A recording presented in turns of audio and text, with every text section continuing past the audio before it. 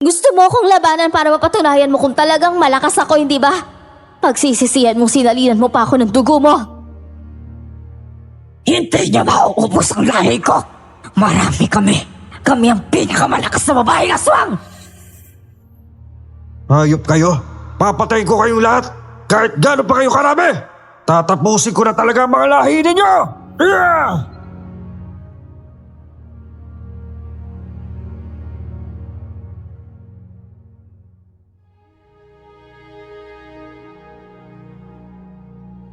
Pumunta ako ng ibang bansa upang bigyan ng magandang kinabukasan ang aking pamilya.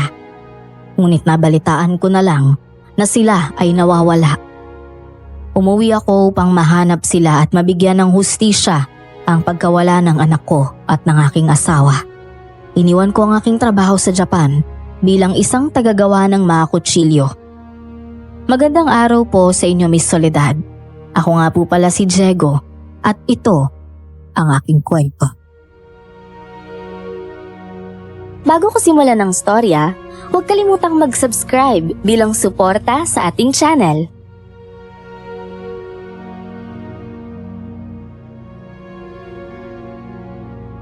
Kuya Diego, buti naman po nakarating kayo. Kumusta naman po yung biyahe ninyo? Maayos naman.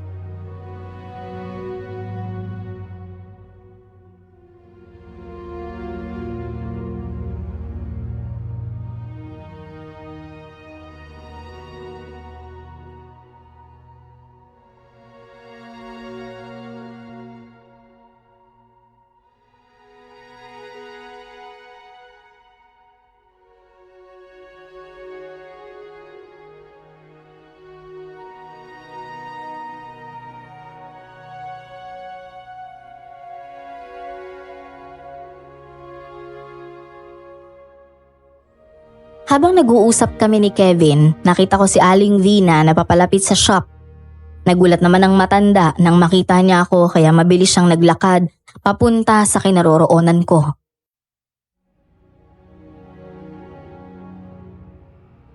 Diego, nakauwi ka na pala. Opo, kakarating ko lang po, Aling Vina. Alam namin na masakit sa iyong mga nangyari. Pero dito sa baryo, hindi lang naman ikaw ang nawalan. Maraming mga pamilya dito nasira. Dahil sa aswang na yan, marami siyang batang pinatay at mga kababaihang walang kalaban-laban. Mga aswang po? Oo, tuwing sasapit ang gabi, may malakas na aswang na nambibiktima ng mga tao. Hindi ba nabanggit ni Kevin sa'yo na aswang din ang kumuha sa pamilya mo? Hindi ko pa po sinasabi dahil gusto ko po sana siyang magpahinga muna eh. Pasensya ka na ha. Kung inunahan pa kitang magsabi, alam mo marami tao ngayon ang takot na takot dahil sa aswang na yun. Marami ding nagsasabi na baka bagong yanggaw ang aswang kaya sobrang agresibong pumatay ng tao. Wala na po tayong magagawa. Wala na ang mag-ina ko. Kaya ako umuwi upang makahanap ng ebidensya at mapigyan sila ng hustisya. Wala kang mahanap na ebidensya dahil aswang ang may kagagawan sa kanilang pagkawala. Aling Vina, hayaan na lang po muna natin magpahinga si Kuya Diego. Pagod po kasi siya sa biyahe. At malamang namang problema rin siya sa nangyayari. Naunawaan ko naman yun. Sige na po, kailangan ko na pong magpahinga muna. Kulang pa ko kasi ang tulog ko eh. Sige, maiwan na kita. Magpakatatag ka, Diego ha. Kilala kita. Mabuti kang tao. Inaamin kong nagulat ako nang malamang may aswang na nambibiktima sa baryo. Pero hindi ako makapapayag na hindi ko maipaghiganti ang pagkawala ng pamilya ko. Tahimik lang ako habang nagsisiyasat. Ngunit ang aswang ay hindi man lang nagkamaling dumating sa shop. Bali-balita rin na ang madalas na binibiktima ng mga aswang ay mga bata at kababaihan. Isang umaga, habang naghahasa ako ng kutsilyong paninda namin sa shop, biglang dumating si Gina. Siya ang dati kong kasintahang iniwan ko dahil nabuntis ko ang asawa ko na kaibigan din niya.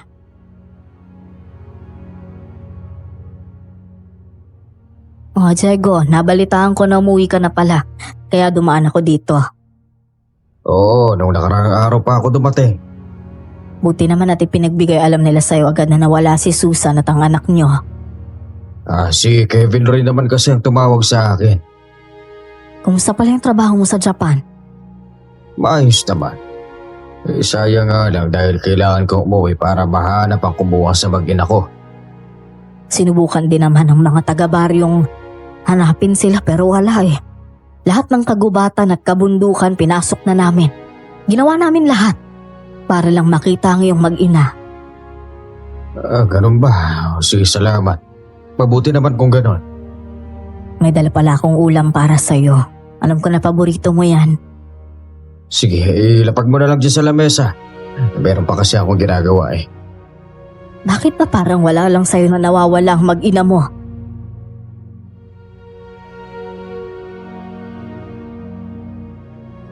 Hindi na ako umimik nang sabihin niya yon. Umaasta lang akong wala lang sa akin ang lahat. Pero ang totoo, sobrang durog na durog ako sa loob. Kung hindi kayang bigyan ng baryo ng hustisya ang pagkawala ng aking asawa at anak, ako na mismo ang gagawa. Umalis na rin si Gina nang mapagtanto niyang wala akong ganang makipag-usap.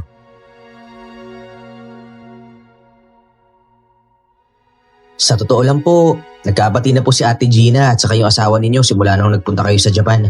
Naging maayos naman sila kaya nga isa siya sa mga nagalit nung hindi mahanap yung mag-ina ninyo.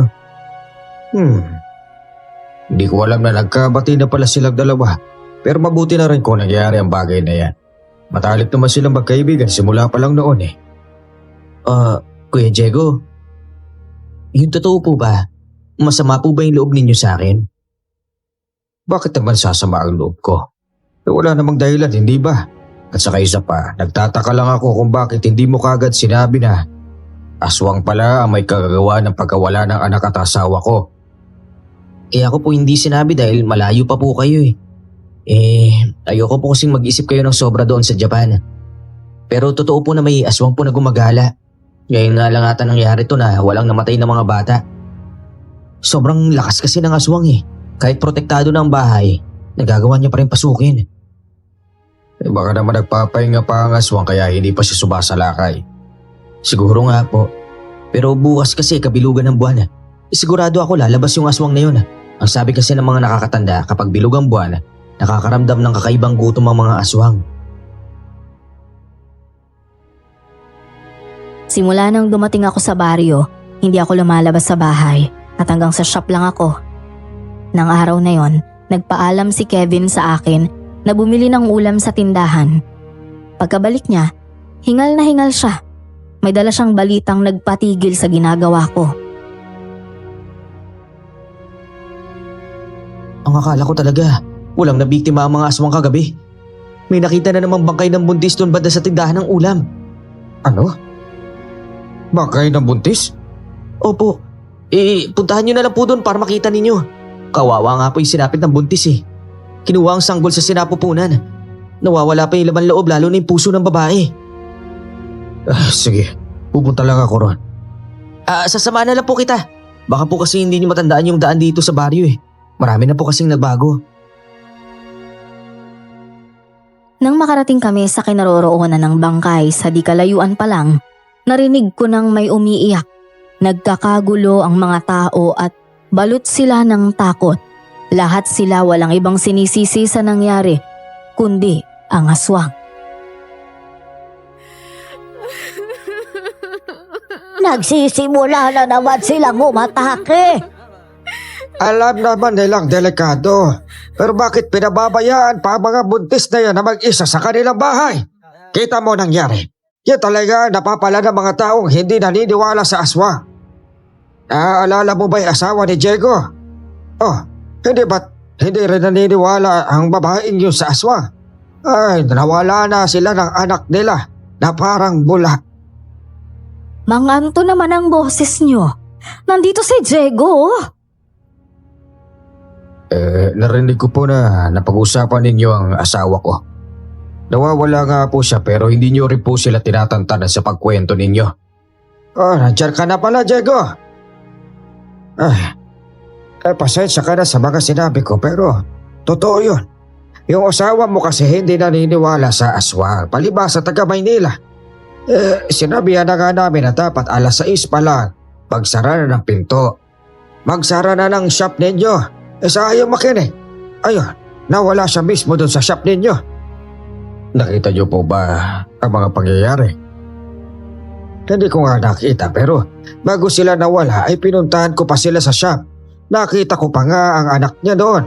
Sinabihan ko sila na magsara na at umuwi pero sabi niya, hintayin niya pa raw na sumapit ang alas 8 ng gabi. Diego, wag mo nang pansinin si Mang Anton. Kuya Diego, ang mabuti pa po, doon na lang po tayo sa tapat ng bangkay pumunta siguro. Kung ano man ang nangyari sa asawa at anak ko, pwede po bang huwag ninyong pag-usapan ulit? Ginagawa ko ang lahat upang makalimutan sila at makabangon sa mga nangyari. Sige, pasensya na ulit kung sakaling nasali sa usapan ang asawa at anak mo. Anton, hindi ba kailangan mong dalhin ang mga kinopra mo sa bayan? Ang mabuti pa, hakutin mo na yun dahil nadaan ng jeep. Sige, maiwan ko na muna kayo. Diego, pasensya na ulit. Nasaktan ako nang malaman ko ang katotohanang pinaalalahanan din pala ang aking asawa. Pero hindi nakinig. Ang asawa ko kasi ay pinanganak sa Maynila.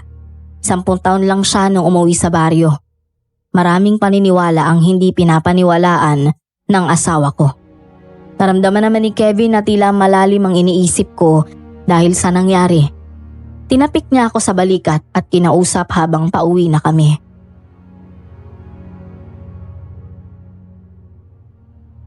Kuya, huwag mo na masyadong isipin yung sinabi ni Mang Anton.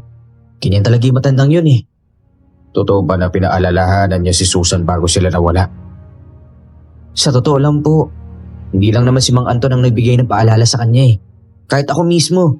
Pero ang palaging sinasagot ni Ate Susan nun, hindi raw po totoo yung mga aswang.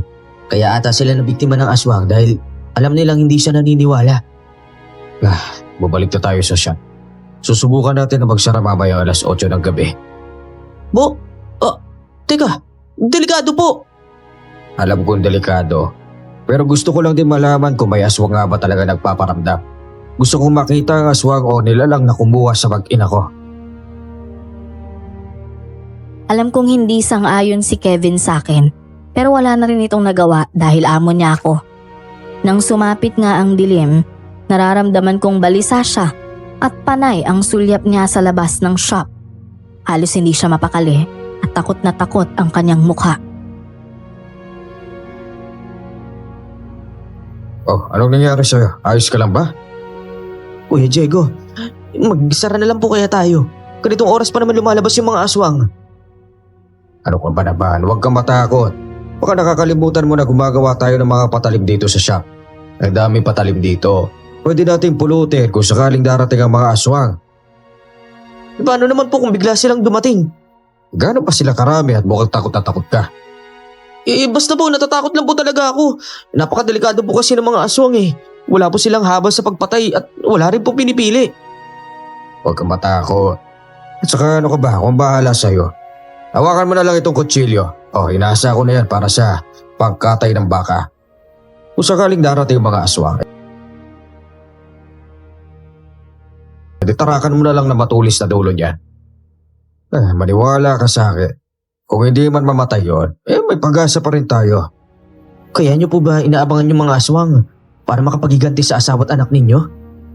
May kakayahan ba akong gumante? Normal na tao lang ako kaya wala akong kakayahan na labanan ng mga halimaw na yan. Hindi po kayo mag-aabang dito kung wala kayong binabalak. Nag-aalala lang naman ako eh. Wala po kasi talaga nakakaalam kung sino o ano yung tunay na pagkatao ng aswang na yun eh. Huwag ka na mag-alala sa akin, Kevin. Alam mo, simula nang dumating ako dito, wala akong ginawa upang mahuli ang lintik na aswang na yan. Gusto ko na tahimik na buhay.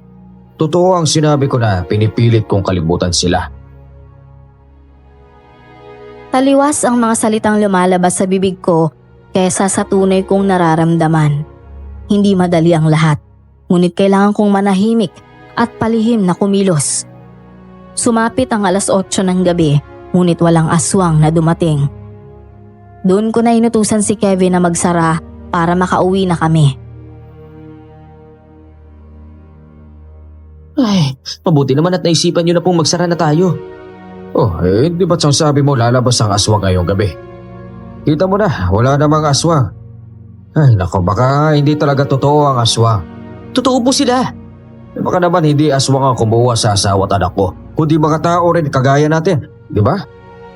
Wala naman pong may lakas na loob na kumuha sa kanila. Isa pa po, kung tao nga ang kumuha sa kanila, malalaman po talaga ng mga taga-baryo. Wala naman pong sasakyan na naglapas-pasok dito sa baryong to, lalo na nung gabing nangyari yun. Akin na kaya ang pintuan na yan at tutulungan na nga kita. Oh, doon na lang tayo dumaan sa likod. Nang akmang hihilahin namin ang pintuan, may isang babaeng biglang pumasok sa shop. Sugatan at duguan ng babae. Humahangos at tila hinahabol, kaya takot na takot.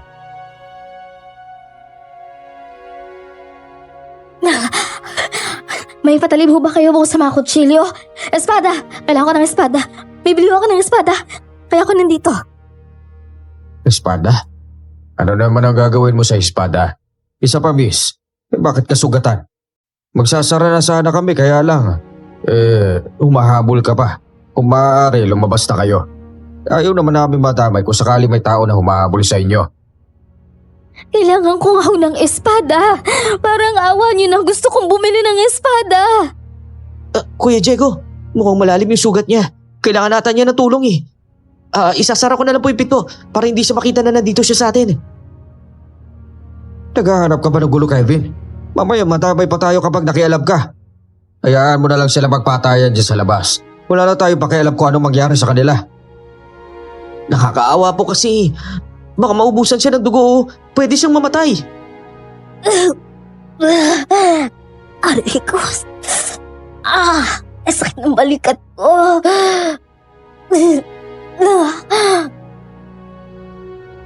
Nakita kong napahiga na lang ang babae sa sahig ng shop.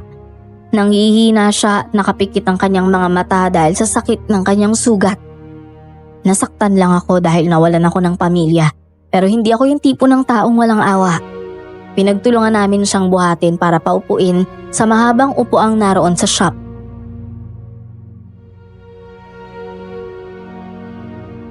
Pagkatapos namin gamutin ang mga sugat mo, umalis ka na kagad ha. Ayaw ko ng gulo. Gusto ko ng tahimik na buhay. Kapag nalaman ng mga humahabol sa iyo na tinulungan ka namin, baka mamaya kami pambalikan. Huwag ko kayo mag-alala. Hindi ko nila malalaman. Saan ba galing ang mga sugat mong to? Mukhang hindi naman to galing sa patalim ah. Ang lalim tapos damay pa pati mga laman mo. Galing kasi ako sa isang labanan eh. Kaya kailangan ko ng matatalas na espada para mapatay mga kalaban ko. Ano ba kasing kalaban mo? Saka mabuti na lang talaga at nakaiwas ka. Teka, ano nga bang pangalan mo? Ako si Anessa. Ako naman si Diego. Ako nagmamayari ng shop na ito at si Kevin naman ang taong maaasahan ko rito. Salamat sa pagtulong niyo sa akin. Alam kong magaling kang gumawa ng mga patalim. Pwede mo ba akong gawa ng patalim? Handa naman ho ako magbayad kahit magkano. Nagkatinginan lang kami ni Kevin at ni isa ay wala nang umimik sa amin. Nagmamakaawa siya at nakikiusap para gawan ko siya ng patalim. Habang inaasikaso namin siya, bigla akong nakarinig ng malakas na kalabog mula sa bubong ng shop. May malalakas ding pagaspas ng pakpak. Dali-dali kong hinawakan ang mahabang patalim na ginawa ko nun lang.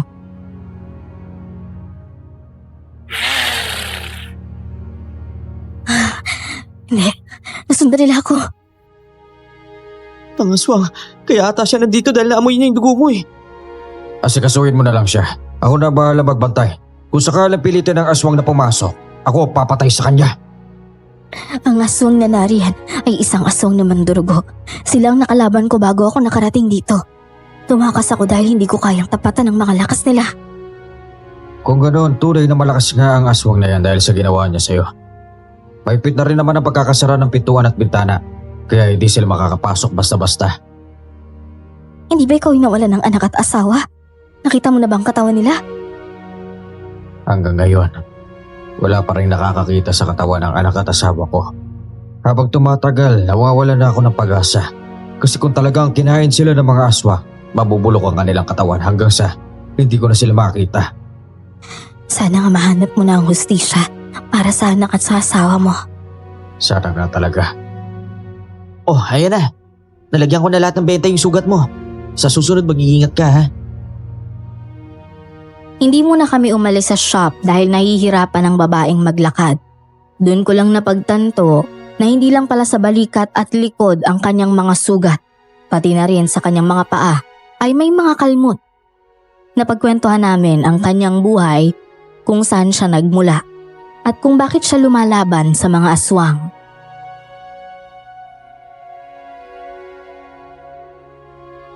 Isang manunugis ang tatay ko. Nag-iisa lang akong anak. Noong una, ayaw ng tatay ko na maging tulad niya ako pero wala na rin naman siyang nagawa eh. Tinanggap ko ang basbas ng isang babaylan para tanggapin na ako ang susunod sa yapak ni tatay. Manunugis? Yun ba yung mga pumapatay ng mga aswang? Nasaan ang tatay mo ngayon? Patay na rin ang tatay ko at walang ibang pumatay sa kanya kundi ang mga kalaban niya ring aswang. Kahit baguhan pa lang ako, wala akong inaatras ang laban. Kayang-kaya kong lumaban sa mga aswang. Hindi ako natatakot na mapatay nila basta mailigtas ko lang ang mga tao. Kung sanay ka sa ensayo, paano ka nagawang sakta ng mga aswang ng ganyan? Hindi ordinaryong aswang ang nakalaban ko. Malakas at sinaunang uri ng mga aswang. May taglay silang bertud, kaya may kakaibang lakas na higit pa sa mga engkanto. At maaaring ang aswang na nakalaban mo ay ang aswang na kumuha rin sa asawa at anak ko. Kung ganoon, dapat mo talaga silang labanan. Patayin mo sila upang mabigyan ng hustisya ang pagkamatay ng mga mahal namin sa buhay. Sinusubukan ko ang lahat ng makakaya ko. Pero gaya nga ng sinabi ko, baguhan pa lang ako kaya sobrang hirap din sa akin ang lahat. Noon lang ako nakakita ng isang babaeng mas matapang pa sa sundalo. Handa siyang ibuwis ang kanyang buhay para sa mga taong ginagambala ng aswang. Maya-maya pa, narinig na namin ang malakas na pagaspas palayo. Senyales na umalis na ang aswang.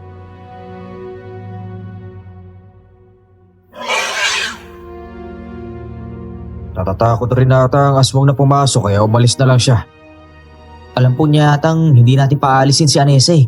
Saka natatakot din siya siguro dahil may mga tanod na umiikot tuwing gabi. May tao. Sino naman kaya nakaisip na kumatok dito sa shop natin ng ganitong oras? Anong gagawin natin, Kuya Diego? Bubuksan po ba natin yung pinto? O baka mamaya, mas magandang silipin na lang muna natin sa pintuan eh. Para makita natin kung sino yung nandyan sa labas. Sige. Silipin mo na muna.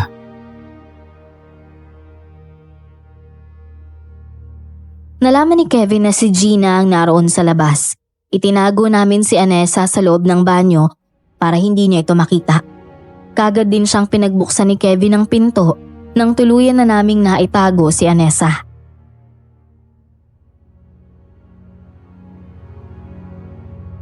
Ate Gina, bakit po kayo nandito? Nandito ako dahil sa takot. Narinig kong dumaan ang aswang sa bubungan namin. Hindi lang naman ako ang umalis dun sa paupahan kundi halos lahat kami. Yung iba hindi ko alam kung saan sila nagpunta. Nagkahiwa-hiwalay kami sa takot. Paalis na rin sana kami, Gina. Kaya lang, kagaya ng narinig mo, may narinig rin kaming tunog ng pakpak. Kaya nagsara na lang muna kami ng pinto. Nakakatakot talaga. Pwede bang dito na lang muna ako? Gina, hindi pwede. Ayun na rin pala ang mga tano. Kasama nila sila Aling Vina at Mang Anton. Sumama ka na lang dun sa barangay hall. Uuwi na rin kasi ako sa bahay at isasama ko tong si Kevin. Gina, anong ginagawa mo dito ng ganitong oras? Sinalakay ka rin ba ng mga aswang? Hindi. Isa ako sa humalis sa paupahan nang malaman kong nagsisitakbuhan ng mga kasama ko rin eh. Natakot ako magpaiwan. Kaya lang dito ako dumiretso dahil wala naman akong mapupuntahan. Uuwi na rin kami kaya sumama ka na lang sa kanila sa barangay hall. Aling Vina, pakidala na lang to si Gina doon. Tara na, Gina. Abay, may nakakita sa mga tanod dito na. May dumaan raw na aswang. Kailangan natin bilisan at pumunta sa mga bahay na may sanggol at buntis para matignan sila. Oo, Diego. Pasensya na talaga sa abala ha.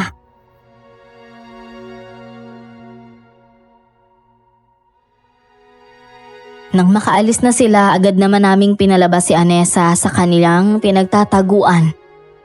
Muli pa rin siyang nagpumilit na magpagawa ng espada.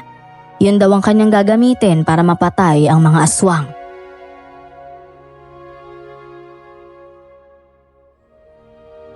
Kapag ginawa niyo ako ng espada o samurai, parang ikaw na rin ang nakaganti sa mga aswang. Alam kong hindi mahirap para sa iyo ang hinihiling ko. Kayang-kaya mong gawin ang bagay na yun. Anessa, hindi ako umuwi para magiganti sa mga aswang na yan. Hindi ako naniniwala. Alam kong sinasabi mo lang yan para walang makaalam sa plano mo. Hindi mo kayang pataying mag-isa ang aswang. Kailangan mo ang tulong ko, Kuya Diego. Wala naman tayong pinagkaiba eh. Pareho lang tayong may gustong mapatay ang aswang. Alam ko, pero kapag inuna ko kasing gumante, hindi kaya magkagulo ang lahat. Ang una kong gustong malaman ay kung sino ang aswang. Hindi ko mahuhuli ang aswang kung ano ang tunay niyang pagkatao kapag yung aswang talaga ang tutugisin ko. Nagtatago rin po ang aswang, Kuya Diego. Matatalino rin sila kagaya ng mga tao eh. Alam ko kaya nga hindi ako kumikilos ng basta-basta lang. Umaasta lang ako na parang wala lang sa akin ang lahat, pero mayroon bang asawa at ama na hayaan na lang napatay nila ang kanyang pamilya? Ako na lang ang gagawa sa sarili kong paraan upang makaganti sa mga halimaw na yan. Kalaban ko ang mga aswang. Kapag hinintay pa kitang kumilos, makamaunahan nila ako. Gusto rin nila ako mapatay. Labas na ako sa problema mo, Anessa. Labas ka na rin sa problema ko. Kanya-kanya lang tayo ng paraan kung paano natin mahahanap ang kriminal na aswang na yon. Pumunta ako sa likod ng shop at napatingin sa maliwanag na buwan. Sari-saring emosyon ang nararamdaman ko. Galit at puot, lungkot at hindi ko alam kung paano ko ilalabas ang mga yon. Ayokong maging mahina ang tingin sa akin. Ayokong magmukmok sa sulok para lang malaman ng iba na nadudurog ako ng sobra. Kapag inuna kong isipin ang nararamdaman ko, alam kong hihina lang ako. Kuya, pasensya ka na talaga kung sadyang makulit ang babaeng yun ha. Baka nangihingi lang talaga siya ng tulong sa inyo sa pamamagitan ng paggawa ng patalim na gagamitin niya. Marami na akong iniisip. Alam ka naman unahin ko pa ang paggawa ng patalim para sa kanya. Naawa lang po kasi ako sa babaeng yun eh. Paano kung patayin siya ng aswang na walang kalaban-laban dahil wala siyang dalang patalim o kahit anong sandata? Ang alam ko, ang mga manunugis ay may mga patalim yan. Minamana nila ang mga patalim na yun sa taong papalitan o papalit sa kanila. Wala bang patalim ang kanyang tatay para sa akin pa talaga humingi? Hindi naman niya hinihingi eh. Ang sabi naman po niya, gusto niya bumili. Ang sabi niya pa, hindi raw siya aalis kapag hindi kayo nangako sa kanya. Nagagawan niyo siya ng espada o di kaya samurai. Alam mo, ako na lang makikipag-usap sa kanya. Kailangan na nating umalis dito sa shop dahil lumalalim na rin ang gabi.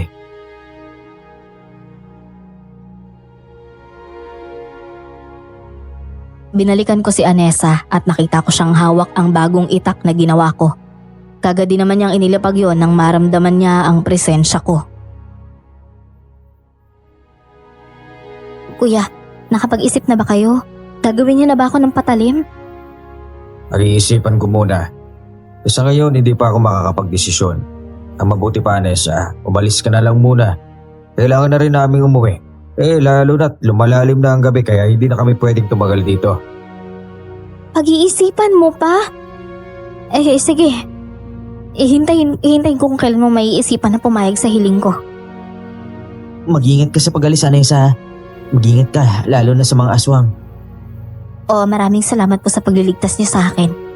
Siguro kung nakasara na kayo kanina, baka nahuli na ako ng aswang. Iatid ka na ni Kevin sa labas.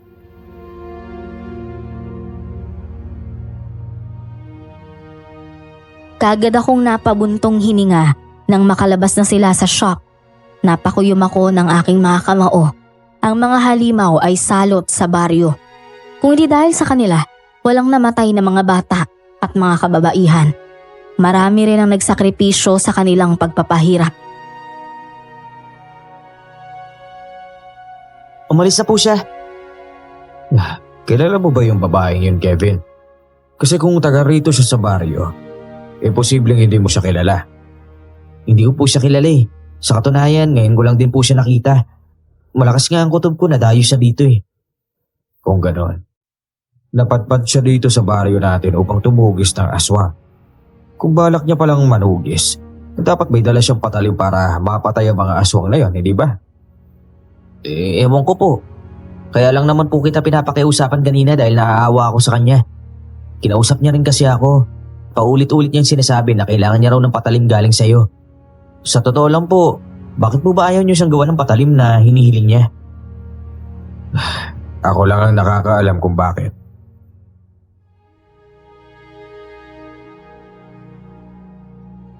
Ayoko siyang gawa ng patalim dahil ang gusto ko, ako mismo ang papatay sa mga aswang. Nagligpit na kami ng aming mga gamit at umalis na sa shop para umuwi.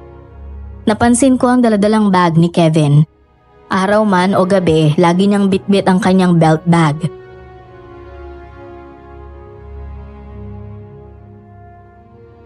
Pero ba ang laman ng bagbong yan? Parang hindi mo ata hinihiwalay yan sa katawan mo ah. May mahalaga po kasing bagay na nandito sa loob ng bag ko. Kaya hindi ko po maiwan-iwan. Kaya naman pala eh. Hindi ka ba natatakot na maglakad ng ganitong oras, Kuya Diego? Nung hindi pa po kayo nakakauwi, alas 5 pa lang ng hapon. Nagsasara na po ako ng shop eh. Simula ngayon, magsasara tayo kapag gabi na. Naisip ko kasi sayang ang kikitain.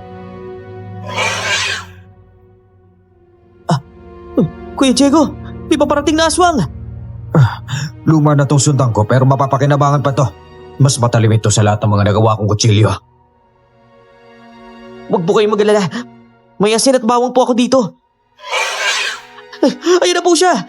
Nasa taas yan ang ulo ninyo! Tumingala po kayo, Kuya Diego! Kagad naman akong tumingala at nakita ko ang isang nilalang na pumapagaspas ng kanyang pakpak sa may uluhan ko. Mahaba at magulo ang kanyang buhok. Matutulis ang mga kuko na kulay itim. Mapupula ang mga mata at may pangil na matutulis. Naglalaway ang halimaw habang nakatingin sa amin.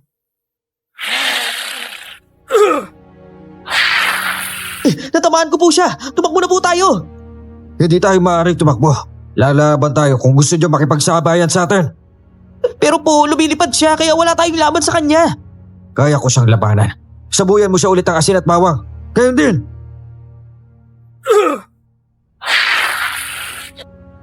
Ang tinutukoy pala ni Kevin na mahalagang bagay na laman ng bag niya ay ang asin at bawang. Papasalakay na sa amin ang aswang. Pero mabilis siyang hinagisan ni Kevin ng pangontra. Natamaan ang aswang kaya umatras ito sa ere. Tumakbo ko ng mabilis, papunta sa kanyang kinaroroonan at tumalon ng mataas. Sabay taga sa kanya ng aking sundang. Umalingaw-ngawang malakas na sigaw ng aswang pagkatapos ko siyang matamaan sa balikat. Hayop kayo. Papatayin ko kayong lahat. Kahit gano'n pa kayo karami. Natamaan mo siya, Kuya Diego! Tumutulo na yung itim na dugo niya mula sa kanyang sugat. Sabuyan mo siya ulit. Bilisan mo! Nang sa ganun bumagsak siya rito sa lupa. Opo. Kung sa iyong aswang ka! Tatapusin ko ng buhay mong halimaw ka! Hindi nga ako nagkamaling babagsak siya sa lupa. Gumapang ang aswang at dinidilaan ang kanyang sugat. Muli ko siyang tinaga sa liig at ulo kaya tuluyang namatay ang halimaw. Nilisa namin ang kalsada kung saan kami tinambangan ng aswang. Kinaumagahan, kumalat ang kwento tungkol sa aswang na natagpuan sa gitna ng kalsada. Lahat nagtataka kung sinong pumatay sa halimaw na yon. Nalaman ko ang balita dahil dumating si Mang Anton sa bahay para magbigay ng abiso sa gaganaping meeting sa barangay.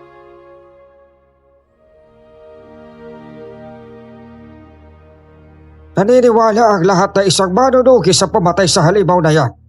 Ilang buwan nang pumapatay ang aswang sa baryo pero ngayon lang nangyari na may natagpo ang bangkay ng aswang. Mas maganda nga po yun, hindi po ba? Dahil kahit papano nabawasan ang mga aswang. Teka, nasa na nga pala ang katawan ng aswang na yon? Nasunog na. Noong sumikat ang araw. Yun. Mabuti naman po kung ganon. Kevin! Kevin! Bakit po, Kuya Diego? Lamihan mo nga ang baon mong asin at bawang ha. Opo, naglagay na po ulit ako dun sa bag ko. Paano? Ay darating ba kayo mamaya sa barangay hall o magbubukas kayo ng shop ninyo? Mamaya na lang po ako magbubukas kapag tapos na ang meeting sa barangay. Mauna na lang po kayo ron, mga Anton. Sige. Aalis na ako ha. Kevin, ito ang tatandaan mo ha. Huwag mong sasabihin kahit kanino na ako ang pumatay sa aswang na yon. Bakit naman po? Mas maganda nga po yun eh. Na alam nila na ikaw yung pumatay. Wag. Mas mabuti na wala silang alam na ginagawa natin. Pasasan at malalaman rin natin kung sino ang aswang dito sa baryo. Natitiyak ko na dahil sa namatay ang aswang kagabi, mas lalo pang magagalit ang iba pang mga aswang at aatake sila. Kaya mamayang gabi, mag-aabang tayo sa kanilang paglabas. Dumating kami sa barangay hall bandang 9:00 ng umaga. Marami ng mga taong naghihintay doon. Usap-usapan pa rin ang nangyaring pagpatay sa aswang kagabi. Lumapit sa amin sina Aling Vina at Gina para makipag-usap.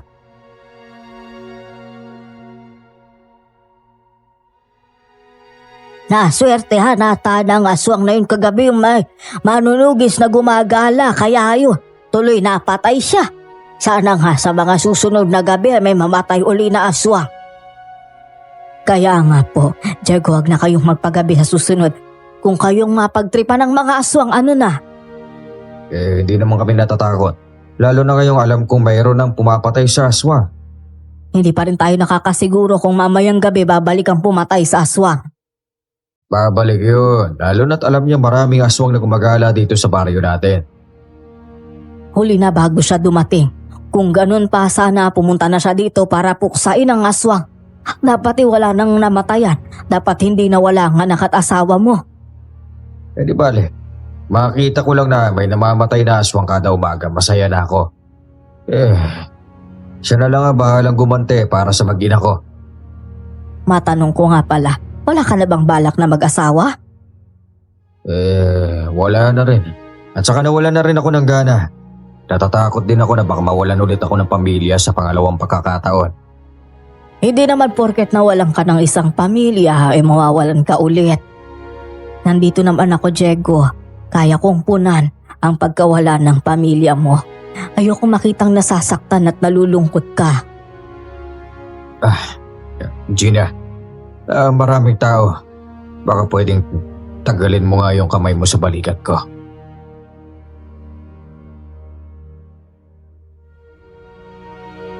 Tinanggal ko ang kanyang kamay sabay tingin ko sa kawalan. Nagsimula nang magbigay ng pahayag si Kapitan tungkol sa aswang. Mahigpit niyang pinagbilin na huwag lumabas pagsapit ng 6:00. Ang mahuhuling gumagala sa ganong oras ay magkakaroon ng multa. Ginagawa niya yon para matakot ang mga tao para sa seguridad ng bawat isa. Pagkatapos ng meeting, nagbukas kami ng shop. Dumating naman si Mang Anton para bumili ng bago at matalim na kutsilyo. Ang gusto ko talaga ang bagong gawa mo, Diego. Nabalitaan ko na gumagawa ka rin daw ng ganyan sa Japan noon. Hindi ba sa Japan uso ang mga samurai? Bakit hindi ka gumawa nun dito? Upang may pantapat ka sa aswang. Wala naman ho akong balak na pumatay ng aswang. At saka isa pa, meron nang pumapatay. Siyang mas may kakayahan na labanan ng mga aswang na yan. Diego, hindi lang ako nandito upang bumili ng matalim mong punyan. Nandito ako para sabihin sa iyo na may haka-haka na ang aswang ay taga rito lang din sa atin. Ang mga gumagala na aswang tuwing gabi ay mga alagad lamang niya. Mawalang galang lang po, Mang Anton. Pero saan nyo naman po nakuha yung ganyang balita? Narinig ko lang naman na usap-usapan. At ang kumuha sa asawa at anak mo ay hindi aswang, kundi tao. Ano? May nakakita po ba kung sino ang kumuha sa asawa at anak ko? Kung gano'n na, parang awa nyo na. Sabihin nyo na po sa akin ang totoo. Mang Anton, wala po kayong sapat na ebidensya upang sabihin yung mga bagay na yan. Ito na po pala yung bagong gawa ni Kuya Diego na patalim. 500 po yan. Napapansin ko lang, Kevin, bakit kapag pinag-uusapan ang tungkol sa pamilya ko, palagi mong nililihis ang kwento? Ano ba talagang meron? Naku, hindi po. Alam ko lang po na may ginagawa kayo na hindi nyo sinasabi sa akin. Alam ko po na nagpaplano kayo kung paano mahuli yung halimaw na kumuha sa asawa at anak ninyo. Alam mo, sa lahat ng mga taong nandito, ikaw ang pinagkakatiwalaan ko. Kaya huwag ko sanang malaman laban na pati ikaw may tinatago sa akin. Pamilya na ang turing ko sa'yo. Kita mo naman, hindi kita sinisisi sa pagkawala nila dahil mahalaga ka rin sa akin. Alam ko po yun. Kaya nga nagsisisi rin po ako dahil wala man lang ako nagawa sa mga nangyari noon eh. Sana dumating na ang araw na ikaw mismo ang makakatulong sa akin upang malaman ko kung sino o ano ba talagang nangyari sa pamilya ko. Pero teka, maiba nga lang tayo. Bakit kaya hindi nakabalik si Anessa, ano? Baka po iniisip niya na wala talaga kayong balak na gawan siyang samurai o kaya ng isang espada.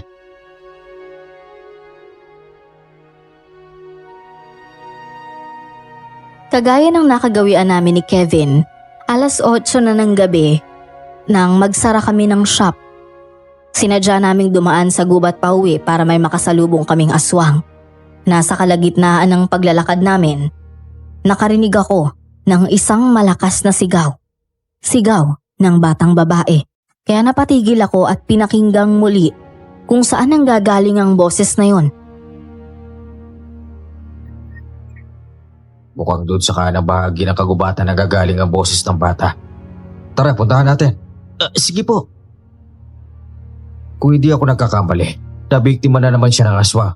Kailangan natin bilisan para maabutan natin ang bata ng buhay. Ihanda ko lang po yung mga pangontra ko.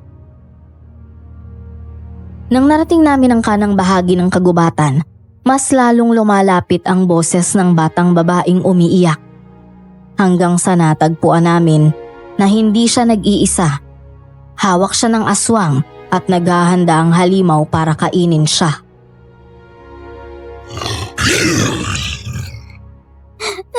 Huwag po! Parang awa niyo na! Huwag niyo po ako papatayin! Aswang!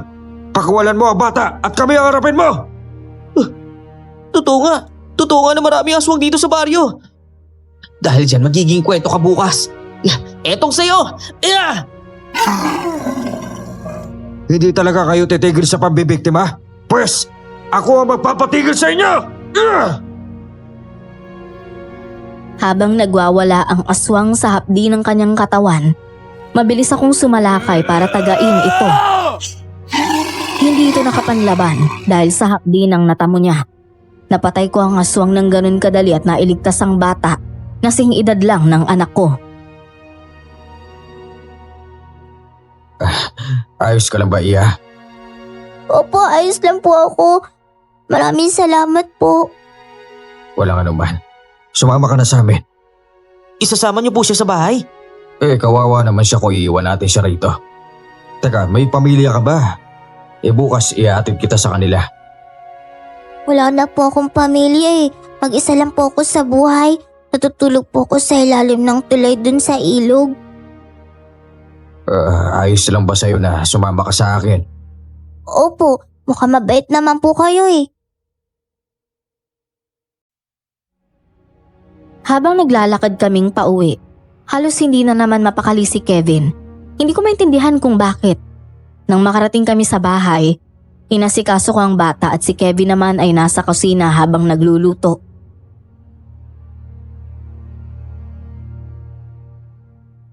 Kayo po ba yung tatay ni Jessa? Oo, ako nga. Pero bigla siyang nawala eh. Hindi ko nga alam kung bakit. Ang sabi, kinuha raw sila ng aswang at kinain. Nung buhay pa po sila ni Ate Susan, madalas po ako sa shop niyo tuwing gabi. Pinapakain po kasi ako ng asawa niyo. Nung gabing pinatay po sila, nakita ko po. Nagsumbong po ako kay Mang Anton pero hindi na nila naabutan yung mga pumatay. Ano? Nakita mo ang pumatay sa asawa't anak ko? Opo, kitang-kita ko po. Dapat sana pupunta ako dun para makikain eh. Kaya lang po may nangyayari na kaya hindi ako natuloy. Nakita ko po si Ate Anessa, sinasaksak niya po yung anak at ang asawa niyo. Si Anessa? Kilala mo si Anessa? Nakilala ko po siya dahil madalas siyang nandun sa shop. Kaya nga po naisip ko na kaya ata siya nandun para magmadman sa kilos ng mag-ina ninyo eh. Siya po yung pumatay kay Ate Susan at Jessa. Nakita ko po talaga. Nagtatago po ako sa damo nun dahil sa sobrang takot. Nung nagsumbong ka ba kay Mang Anton, anong ginawa niya sa'yo? Umaga na po na nagsumbong ako kaya hindi na po niya naabutan yung pumatay eh. Wala na rin po yung bangkay nila nang puntahan dun sa shop. Isa pa po, malinis na rin po. Wala na rin pong bahid ng dugo. Doon ko napagtanto na tama nga ang sinasabi sa akin ni Mang Anton. Hindi alimaw ang pumatay sa pamilya ko kundi tao. At si Anessa yon. Galit na galit ako. Gusto ko siyang hanapin at tadtarin ng saksak sa galit. Nang napatingin ako sa pintuan, nandun pala si Kevin. Nakikinig siya sa usapan. Dumating ang babaeng yun sa shop, hindi upang humingi ng tulong. Malakas ang kutob ko na palabas lang ang lahat ng mga nangyayari. Hindi ko naman po kilala yung babaeng yun eh. At saka hindi ko po siya nakitang madalas siyang nandun sa shop. Siguro dahil lagi po akong may pasok sa paaralan. Kapag nakita mo ang babaeng yon, hulihin mo siya ha. Kailangan mong iharap siya sa akin. Opo, kung makikita ko po siya. Kuya Kevin, hindi niyo kilala si Ate Anessa? Naalala niyo po ba nung gabing dumating siya sa shop? Di ba binigyan ka pa niya ng ulam? Ha? Teka, hindi ko naaalala yan ha. Nung dumating si Anessa sa shop, nung humingi siya ng tulong, yun yung unang beses na nagkita kaming dalawa. Baka naman po nakalimutan niyo na siya. Hindi ko alam kung tunay na nagsasabi ng totoo si Kevin. Pero ramdam ko talaga na meron siyang tinatago. Hindi ko muna tuluyang inilabas ang galit ko sa natuklasan ko. Si Anessa na nagpakilalang manunugis at pinahanga ako ay siya pang pumatay sa mga mahal ko sa buhay. Sumapit ang ilang gabi, naging sunod-sunod ang pagsalakay ng mga aswang. May iilan kaming napatay na mga aswang pero parang hindi sila nauubos. Nang magkaroon ako ng pagkakataon, kinausap ko si Mang Anton tungkol sa sinasabi ni Faye. Gusto kong kumpirmahin na nagsasabi ng totoo ang bata.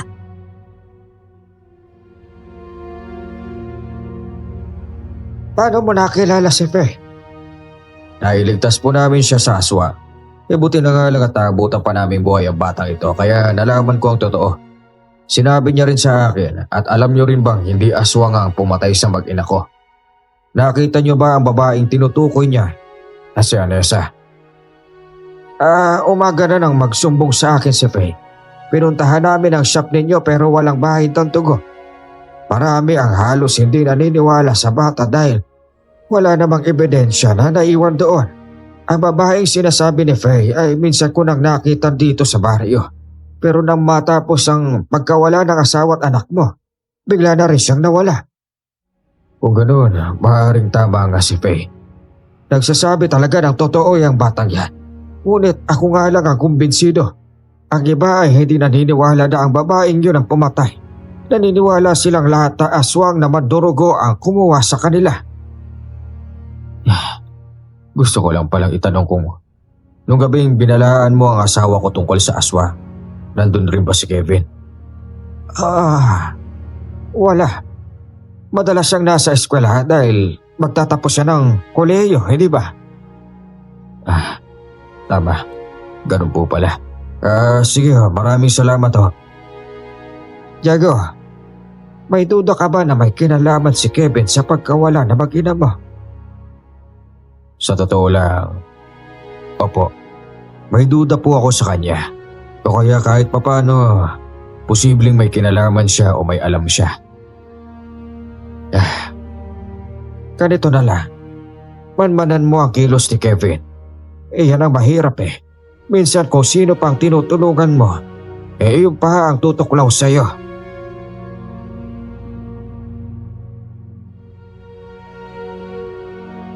Ang napapansin ko lang kay Kevin, madalas siyang hindi mapakali simula nang dalin ko sa poder ko si Faye.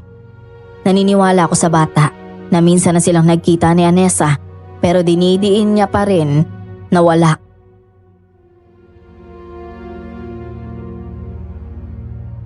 Kakaiba talaga ang nangyari sa mag-ina mo.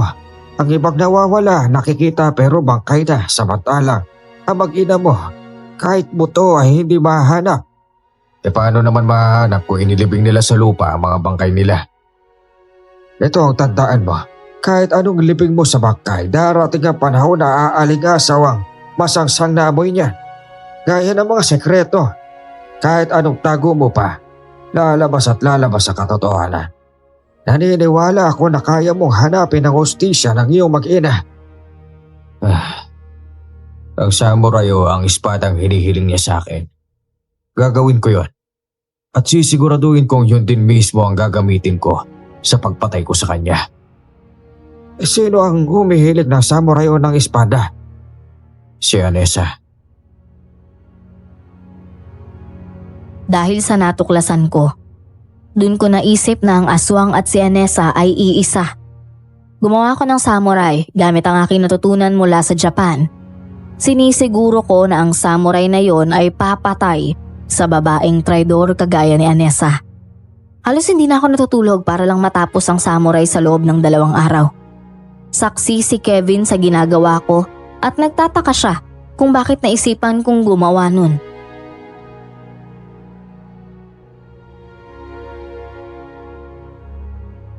Gusto mong puksain ang aswang? Gamit ang samurai na ikaw mismo ang gumawa?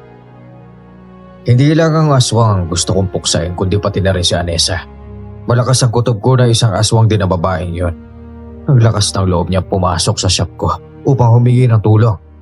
Yun naman pala ay may kinalaman siya sa pagkamatay na mag-ina ko. Papatayin mo rin pati si Anessa? Oo, Kevin. Hindi porket tahimik lang ako ay tinanggap ko na ang lahat. Wala kang alam sa nararamdaman ko. Umuwi ako mula sa abroad upang mabigyan ng hustisya ang pagkamatay nila. Ngayon na alam ko na kung sino ang pumatay, hindi na ako makakapayag na hindi ko sila may paghiganti. Naiintindihan ko po kayo, Kuya Diego. Sobrang sakit po talaga sa pakiramdam na mawala ng mahal sa buhay dahil sa mga aswang na yan. Bukas na bukas, sisiguraduhin ko tapos na ang samurai na ito. Hihintayin ko siyang bumalik dito sa baryo. Alam kong babalik siya upang magpakita sa atin. Kuya Diego, paano pala kung hindi si Anessa ang pumatay sa mag-ina mo? Hindi magsisinungaling si Faye. Sa tingin mo ba, nag-iimbento ng kwento ang batang yun upang siraan siya? Kung sasabihin mong oo, ano naman ang dahilan niya, Aber? Baka lang naman po nagkamali si Faye. Alam mo, napapansin ko lang na kapag si Anessa ang pinag-uusapan, palagi kang kumukontra sa sinasabi ko. Ipinapahalata mo lang sa akin na kakilala mo ang babaeng yon matagal na. Hindi po Hindi ko po talaga siya kakilala. Hindi ko po magagawang traidorin kayo. Malaki ang utang na loob ko po sa inyo. Kayo nga po tumulong sa akin upang makaraos sa kahirapan kaya walang dahilan para maglihim po ako sa inyo. Buti naman kung ganon. Dahil kapag sa oras na sinira mo ang tiwala ko sa iyo, hindi ako magdadalawang isip na isama ka kay Anessa sa libingan.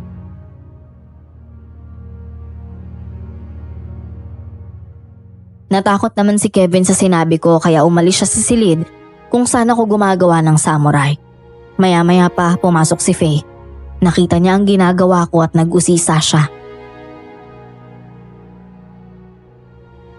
Narinig ko po yung usapan niyo ni Kuya Kevin. Nagalit po ba kayo sa kanya dahil sa sinabi ko? Hindi naman.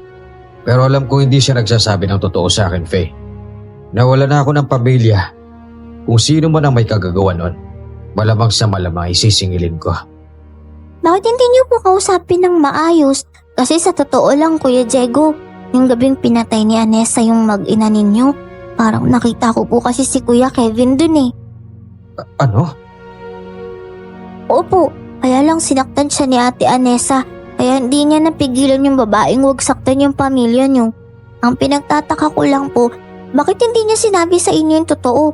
Naiisip ko po na baka pinagtatakpan niya si Ate Anessa at balak niyang ilihim sa inyo lahat. Napakawalang utang na loob ng lalaking yon. Hindi ko po ito sinasabi para magalit kayo sa kanya.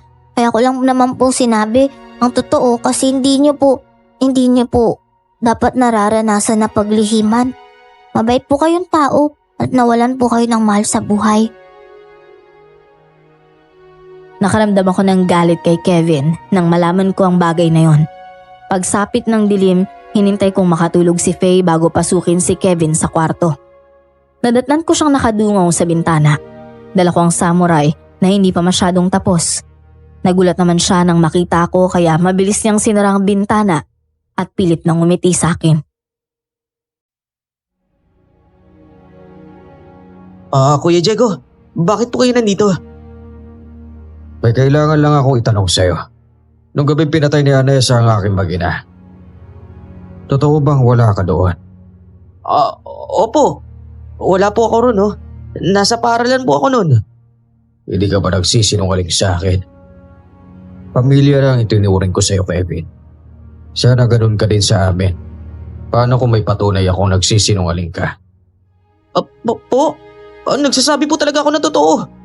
Kuya, tapat po ako sa inyo, no? Tigilan mo ako, Kevin! Magtapat ka sa akin. Nasaan ka ng gabing pinatay ang asawa at anak ko? Wala po talaga akong alam, kuya. Kayang-kaya kitang patayin ngayon din mismo sa loob ng pamamahay ko. Kapag nagsisinungaling ka pa sa akin, pwede kitang tagayin gamit ang samurai na ito at itapon sa labas. Palalabasin kong aswang ang pumatay sa'yo. Hindi mo naman hahayaang mauwi tayo sa ganon, hindi ba?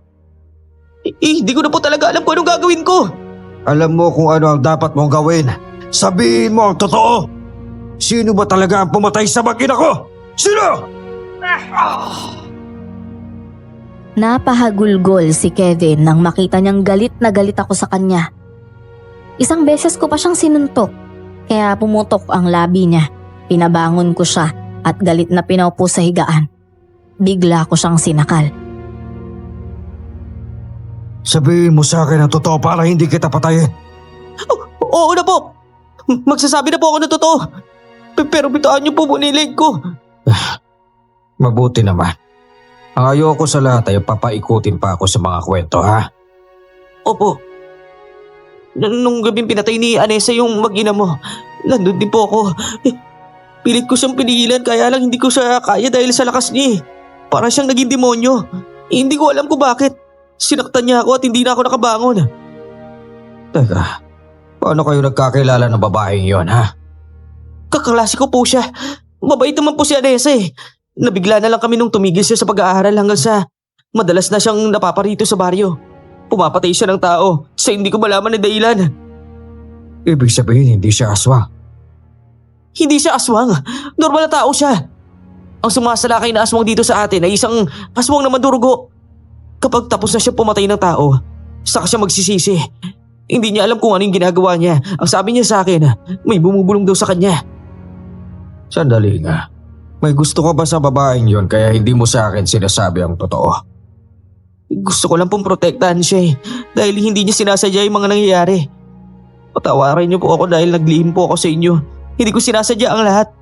Nahirapan lang po talaga ako at saka nakukonsensya eh. Eh kung may konsensya ka, dapat sinabi mo sa akin kagad. Naawa po kasi ako kay Anessa. Ayokong husgahan siya ng mga tao kaya hindi ko sinabi yung totoo. Maniwala po kayo sa akin. Hindi po talaga siya yung tunay na masama dito. Hindi ko na siya pinatapos magsalita. Umalis ako sa kwarto niya. Pinagpatuloy ang pagtapos sa samurai. Nung kinaumagahan, nagawa kong matapos yon. Makintab, matalim at nakamamatay na samurai. Muli kong binalikan si Kevin sa kwarto. Hindi siya umalis. Nagmukmuk lang siya.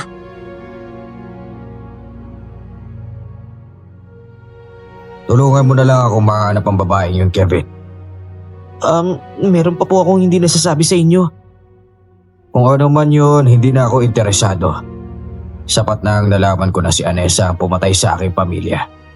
Alam mo ba kung saan niya dinala ang bangkay na mag-ina ko? Hindi po eh. Hindi niya po kasi alam kung ano yung mga ginagawa niya. Kung ano lang po yung binubulong sa kanya, yun lang po ang ginagawa niya. Ang gusto mo bang sabihin ay inuutusan lang ng boses si Anessa? Ganun na nga po. Sige na, lumabas ka na lang ng kwarto mo at maganda ka ng almusal. Baka nagugutom na si Faye. Palabas na sana ako nang biglang hinila ni Kevin ang braso ko. Pinaupo niya ako sa tabi. Nangungusap ang kanyang mga matang pinakinggan ko siya. Hinayaan ko siyang magsalita para kahit paano mailabas niya ang hinaing kung bakit niya ito tinago sa akin.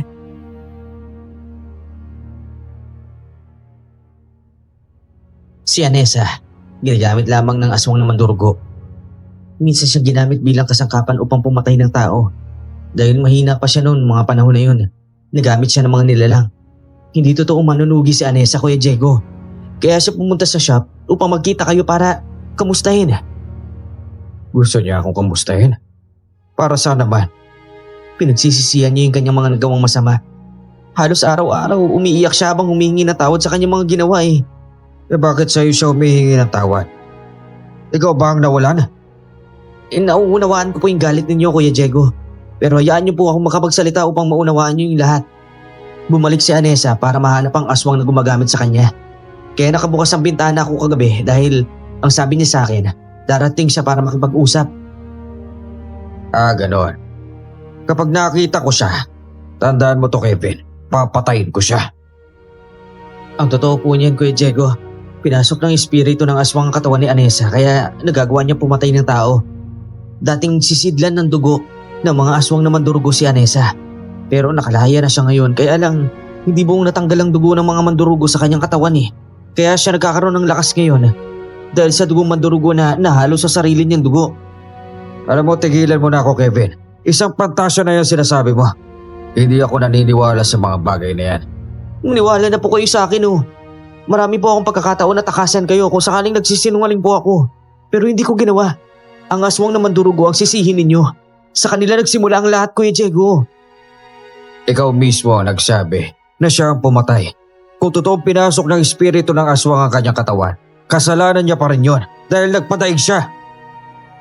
Kailangan din po kasi magtago ni Anessa sa mga mandurugo dahil siya lamang ang kayang lumaban at pumatay ng higit sa kanila.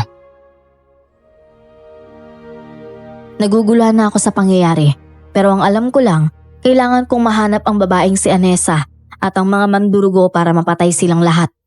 Wala na akong ibang hangad kundi paghiganti ang mag-ina ko. Mamayang gabi maganda ka. Hindi ba sinabi mo darating si Anessa? Hahanapin natin siya at kailangan iharap mo siya sa akin. Pero Kuya Diego, inosente po si Anessa. Papatayin rin kita sabay ng pagpatay ko sa babaeng yun kapag hindi mo ko tinulungan. Sige, kung yun po talaga ang gusto ninyo. Mamayang gabi, hanapin natin siya. Sigurado ako doon ko siya makikita sa tagpuan namin. Talagang may tagpuan pa kayong dalawa ha? Pagsapit ng gabi, dinala ko ni Kevin sa tagpuan nila ni Anessa. Wala pang babae doon, kaya hinanda ko ang samurai ko para patayin siya. Malungkot si Kevin habang nag-aabang kami. Alam ko masasaktan ka kung sakaling papatayin ko siya. Pwede po bang bigyan niyo siya ng pagkakataon na magpaliwanag kung sakaling darating siya? Kahit patayin mo siya, hindi naman siya papalagi. Ang gusto niya lang magpaliwanag. Matagal na niyang gustong makipagkita sa inyo eh. Pero nauunahan siya ng takot at pagkahiya. Kahit ano pang sabihin mo, hindi na magbabago ang isip ko. Papatayin ko siya dahil kamay niya ang pumatay sa asawa at anak ko. Alam ko naman po yun eh. May paparating. Si Anessa po yan. Sa pangalawang pagkakataon, nagkaharap kami ng babae. Hinanda ko ang samurai at sinalakay ito. Umilag siya sa pag-atake ko. Bigla ko siyang nasugatan sa braso kaya napaatras siya at nagtago kay Kevin.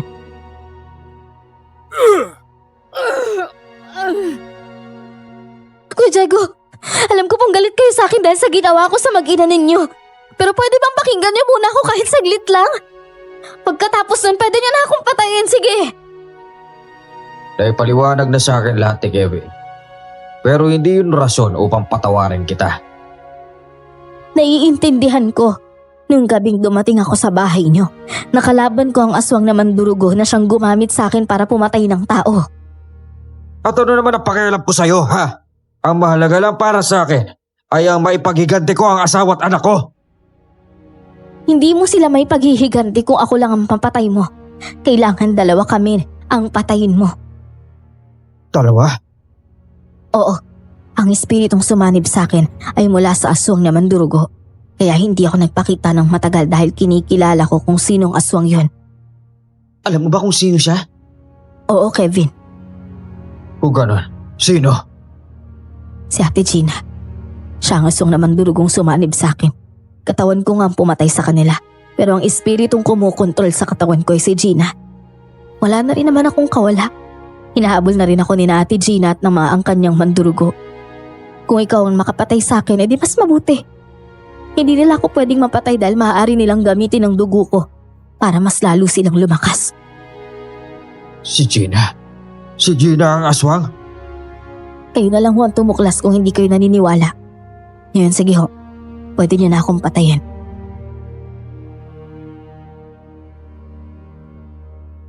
Bigla akong nanghina ng mga oras na yon. Ang buong akala ko napatawad na kami ni Gina sa lahat ng nangyari. Pero nagtanim pala siya ng sama ng loob at naisipan pa niyang patayin ang aking mag-ina. Napagtanto kong hindi dapat sisihin si Anessa, bagkus ginamit lamang siya para makapaghiganti sa amin. Nabitiwan ko ang aking samurai at kasabay nun ang paparating na pagaspas ng pakpak. Kuya Diego, hindi ka dapat manghina. Paparating na ang mga mandurugo. Ito na ang pagkakataon mo para makaganti. Sigurado kong alam na rin nilang tagpuan namin ni Kevin. Papatay ko ang Gina na yon. Sa tingin mo ba kasama nila si Ate Gina ngayon? Sa tingin ko oo, dahil gusto niya rin akong patayin. Kuya Diego, makipagtulungan ka na lang muna kay Anessa. Mas may kakayahan siyang gamitin yung samurai laban sa mga aswang. Ginawa ko ang samurai upang ako ang makapatay sa aswang. Kung gusto mong makipagtulungan sa akin, Anessa, humanap ka ng bagay na gagamitin mo panlaban sa kanila. Hindi ko na kailangan maghanap ng patalim, sa totoo lang. Kaya ko silang labanan ng lakas ko. Nagsinungaling lang ako na napumunta ako sa shop nyo. Gusto lang kitang makita nun at makilala. Ayun na yung mga aswang na mandurgo. Ayun sa Ate Gina, ang aswang na may pinakamalakas na aura. Siya yan. Napatingin ako sa ere at nakita ko ang mga aswang na mandurugo, lumilipad at bawat isa sa kanila ay nakahanda na sa laban. Tiningnan ko ang isang aswang na itinuturo ni Anessa na siya si Gina. Ngumisi ang aswang sa akin. Sa tingin mo ba, hahayaan kitang maging masaya? Hindi!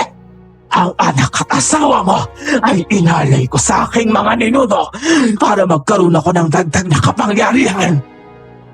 Hayop ka. Kaya pala tinatanong mo ko kung gusto ko pang mag-asawa dahil inaasahan mo na aasawahin kita. Akin ka naman talaga. Simula't umpisa, ilagaw ka lang ni Susan. Kaya balak sana kitang bawiin. Pero ngayon dahil nakipagkasundo ka sa babaeng yan, nagbago ang isip ko. Gusto ko nang patayin kayong lahat. Gusto mo akong labanan para mapatunayan mo kung talagang malakas ako, hindi ba? Pagsisisihan mo, sinalinan mo pa ako ng dugo mo. Matapang ka porket marami kang kasama. Pero ano naman ang maitutulong ng mga yan sa'yo? Wala! Mga alagad, sugurin at patayin ang mga yan. Walang ititira. Ako nang bahala kay Anessa. Pinulot ko ang samurai sa lupa at hinanda ng lumilipad na ang mga aswang upang sumalakay sa akin. Binuksan ni Kevin ang kanyang bag at inilabas ang baon na asin at bawang. Ako nang bahalang sumaboy sa kanila. Kuya Diego, ikaw nang bahalang tumaga sa kanila para mamatay na sila. Oo, yun ang gawin natin. Mas marami sila kaysa sa inaasahan natin. Sana gabayan tayo ng Diyos laban sa mga halimaw na yan. Hindi tayo papapayaan ng Diyos, Kevin. Hindi niya hahayaan na mas manaig ang kampo ng demonyo sa atin. Ayun na yung mga aswang! Ah! Ah! Dala ng aking galit, lumaban ako sa mga aswang ng walang takot. Ang kada isang aswang na natatamaan ng asin at bawang ay tinataga ko. Inaatake ko sila ng samurai sa leeg para mamatay agad. Nakita kong sumalakay ang isang mandurugo mula sa likod ni Kevin. Tumalon ako at pumatong sa balikat niya habang saksak sa kanya ng matulis kong samurai. Natamaan ko ito sa tiyan kaya namatay ang aswang. Ang galing niyo naman po! Mamaya mo na akong purihin kapag naubos na natin sila. Sa tingin ko, kaya madali silang napapatay dahil wala silang lakas kagaya kay Gina. Tingnan mo sila, Anessa. Ibig sa lupa maglaban na, lumilipad sila pareho sa ere. Iyan ang kakaibang kapangyarihan ni Anessa. Kaya niyang lumipat si Ere kahit wala siyang pakpak. Sa mandurugo din galing yung kanyang kapangyarihan eh. Kaya alam niya rin kung paano sila mapapatay. Kasing lakas at kasing bilis lang din niya kumilos sa mga aswang na mandurugo. Sana nga talaga, magtagumpay siyang mapatay ang Gina na yan. Nagkamali pala ako nang sinabi ko sa inyo, Kuya Diego. Totoong manunugis pala talagang pinagmula ni Anessa. Ano ba talagang totoo? Natatakot po kasi ako sa inyo nun eh. Nung malaman ko nagalit ka sa akin kaya parang nag-iba na yung mga sinasabi ko. Di bale, sa susunod na natin pag-usapan yan kapag naubos na natin ang mga aswang. Sabay-sabay ang mga mandurugo sa pag-atake sa amin ni Kevin kaya nagsaboy siya ng asin at bawang. Bawat mandurugo ay natamaan. May mga umatras sa takot na masunog, ngunit inutusan sila ni Ginang lumaban hanggang kamatayan. Iwinasiwas ko ang samurai na may dumadaloy na itim na dugo ng mga aswang. Natalsikan pa ang mukha ko ng dugong yun. Tatapusin ko na talaga ang mga lahi ninyo! Kung ayaw nilang sumalakay, tayong sasalakay sa kanila! Sige, umanda ka! Lakasan mo ang pag-agis na kasi at bawang para maabot silang lahat. Opo, nakaanda na po ako! Kayo na! Tumakbo kami ni Kevin sa ilalim ng mga mandurugo. Nagsaboy siya sa ere kaya ang ginawa ko, tumakbo ko para makakuha ng buwelo para makatalo ng mas mataas. Nabot ng samurai ko ang 3 mandurugo na natamahan din ng asin. Tinaga ko sila at sinaksak kaya sabay silang bumagsak sa lupa. Nang pabagsak na rin ako, hindi ko na malayang may isa pang mandurugong nag-aabang. Nakalmot niya ako sa dibdib at nahampas ng pakpak.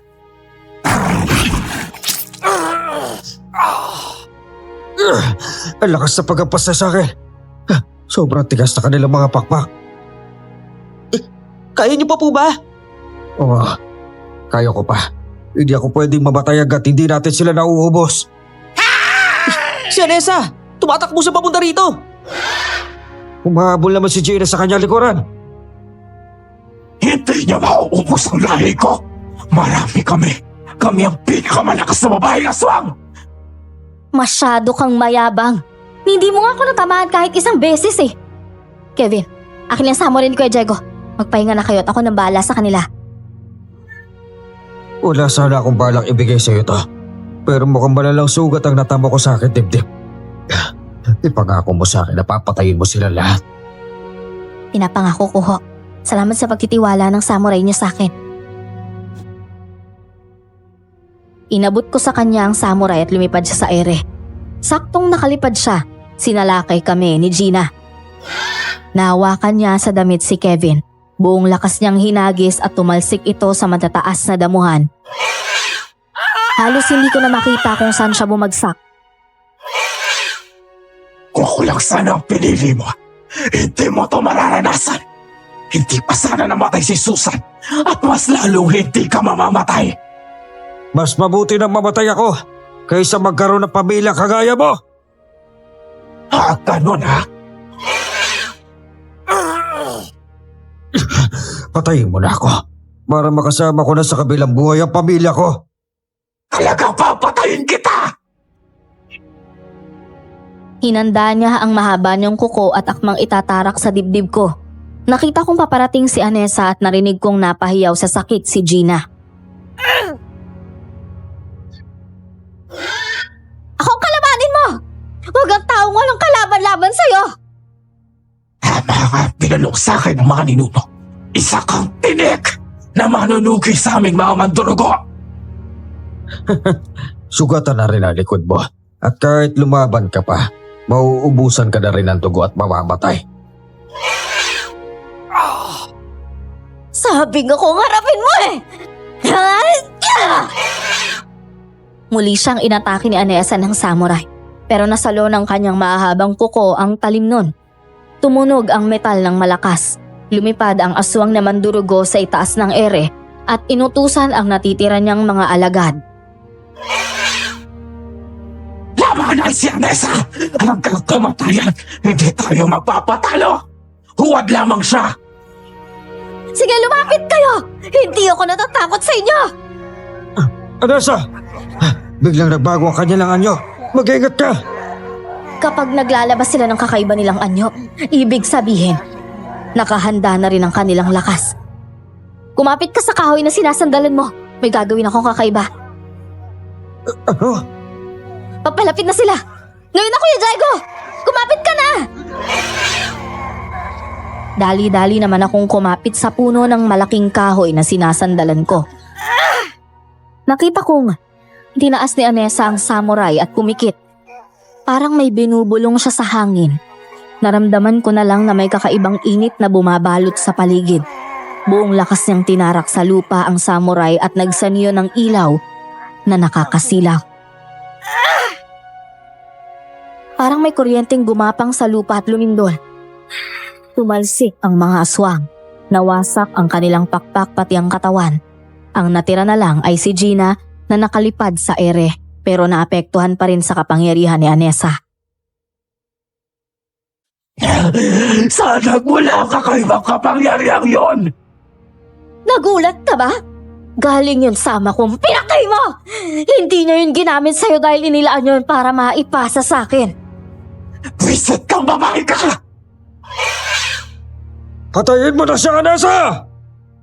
Si Anessa mismo ang pumatay sa asawa at anak mo. Kaya dapat dalawa kaming kilalaban mo. Kaya ako sila pinatay dahil sa kagagawan mo. Ikaw ang nagplano ng lahat. Ikaw ang kumontrol sa katawan at utak ko. Kaya ngayon nandito ako para singilin ka. Ang taong minsan mo nang inalipin para pumatay ng tao ay siyang papatay sa'yo. Mahigpit na hinawakan ni Anessa ang samurai at inihagis papunta kay Gina. Hindi nakailag ang babae.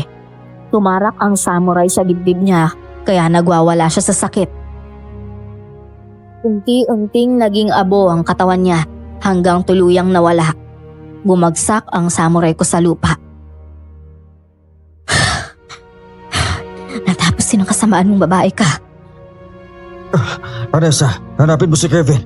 Baka mamaya na paano siya roon sa gitna ng damuhan. Oh, sandali lang ho ah. Oh, dali mo siya kagad dito. Opo. Dali-dali namang pinasok ni Anessa ang matataas na damuhan. Maya-maya pa, lumabas na silang dalawa.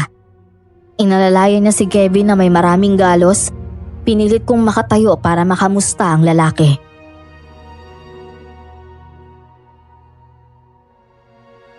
Kevin, ayos ka lang ba?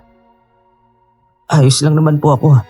Tumama sa matulis na kahoy yung tagiliran ko kaya may malaki akong sugat. Ano? Patingin nga ako. May sugat nga talaga siya, Anessa. Kailangan natin siya dali sa pagamutan. Oh, ngayon ako mismo.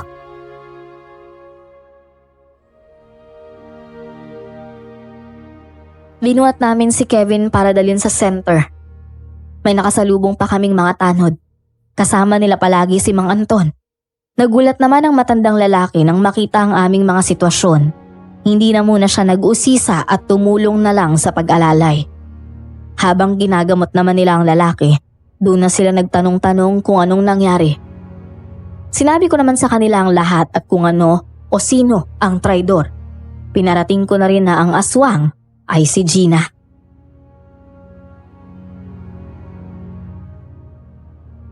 Nasaan na si Gina? Nakatakas na ba siya? Wala na si Gina. Napatay na siya ni Anessa. Si Anessa ang pumatay sa asawa at anak mo. Alam ko na ho yun. Pero may dahilan ng mga bagay na yan. Si Gina ang may kasalanan ng lahat kung kaya't nagawa ni Anessa na patayin ang aking asawa at anak. Ngayon, wala na tayong dapat ikatakot. Malaya na ulit ang ating baryo. Wala na ang aswang na pumapatay sa mga taong walang kalaban-laban.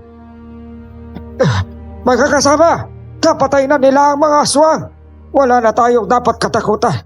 Nakalaya na ang ating baryo sa mga aswang na mandurugo.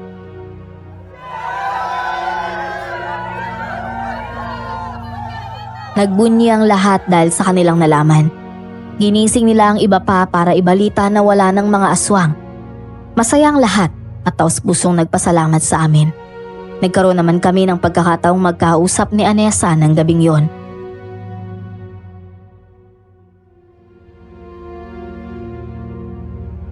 Sana ho, dumating ang panahong mapatawad niyo ako sa lahat ng ginawa ko. Kung sinasadya ang lahat ng nangyari, kuya. Napatawad na kita, Anessa. Talaga ho?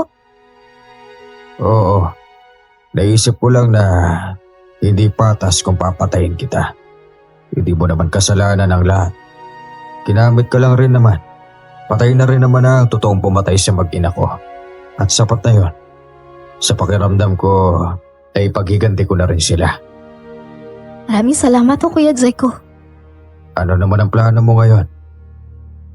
Kailangan ko na hong umalis. May naghihintay pang mga aswang sa ibang bayan. Hindi lamang aswang na mandurugo ang kailangan kong tugisin. Nga pala, samurai niyo ho. Hindi ko na yan kailangan. Sige na, regalo ko na yan sa'yo. Sana marami ka pang mapatay na masasamang nilalang gamit yung samurai na yan. Salamat ho. Maraming salamat ho. Pakisabi na lang ho kay Kevin. Babalik ako sa sunod na araw. Maghintay lang siya sa tagpuan namin at darating ako. Sige, mag-iingat ka. Hindi na niya nahintay na makausap si Kevin. Alam kong marami pa siyang gagawin bilang manunugis. Pagsapit ng umaga, siya agad ang unang hinanap ni Kevin. Ang sabi niya, babalik daw siya sa susunod na araw. Hintayin mo na lang siya sa tagpuan ninyo. Ganun po ba? Sayang naman. Hindi ko man lang siya nabati sa pagpatay niya sa aswang na mandurugo. Pwede mo naman siya batiin kapag nakabalik na siya. Alam mo, tumigil ka na dyan sa pagiging sad boy mo. Hindi bagay sa'yo. Pero salamat ha. Salamat sa lahat. Wala po kayong dapat ipagpasalamat sa akin. Sa katunayan, malaki po ang kasalanan ko sa inyo eh. Pasensya na po talaga, Kuya Diego. Napatawad na kita, Kevin. Magpagaling ka na lang dyan. At na makapagbukas na tayo ng shop natin sa susunod na araw. Opo, medyo malalim pa po yung sugat ko ngayon eh. Mabuti na lang din, hindi ako namatay. Kaya hindi ka namatay dahil binigyan ka ng Diyos ng pangalawang pagkakataon. Alam na rin ng mga tao ang lahat kaya labis silang magpapasalamat sa mga ginawa natin. Natupad na po ninyo yung gusto ninyo. Nabigyan nyo na po ng hustisya ang mga nangyari sa pamilya ninyo. Oo.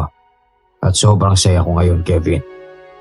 Ikaw na lang ang natitira kong pamilya kaya sa ayaw mo man at sa gusto, poprotektahan kita.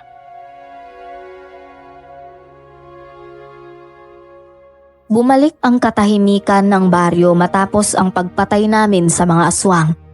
Hindi ako iniwan ni Kevin pagkatapos ng mga nangyari hanggang sa unti-unti kong natanggap ang pagkawala ng aking mag-ina. Si Kevin ang inaasahan ko sa aking shop hanggang sa lumago pa nga ito. Sa kasalukuyan, nagkatuluyan si Kevin at si Anessa. Ang mas nakakatuwa pa, sa iisang bubong kami nakatira. Nadagdagan pa ang kitinuturing kong pamilya nung nagkaanak sila. Isang magaling at kinatatakutang manunugis ngayon si Anessa. At hindi matatawaran ang ginawa niya para sa baryo. Hanggang dito na lang po ang aking kwento. Maraming salamat po at more power sa inyong channel.